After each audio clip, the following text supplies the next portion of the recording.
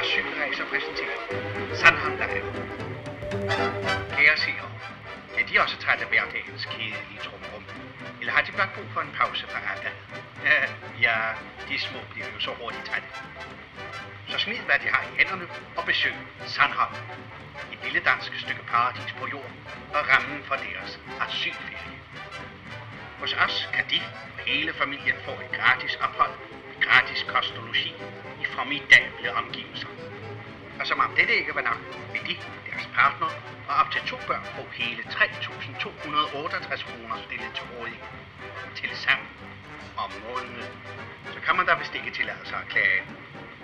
På Sandholm er de altid fri for stressende forstyrrelser, såsom meningsfuld uddannelse eller arbejde.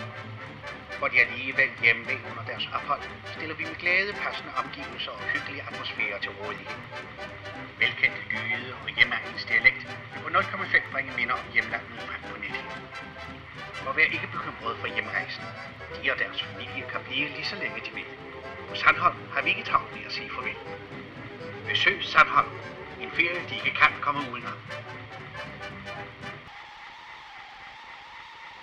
Et ophold på et asylcenter er ikke noget ferieophold. Ingen flygter for sjov.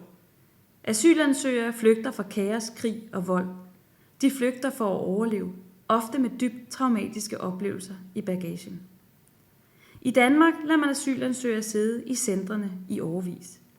Det strider med internationale konventioner, og det er til stor skade for ansøgerne og ikke mindst deres børn.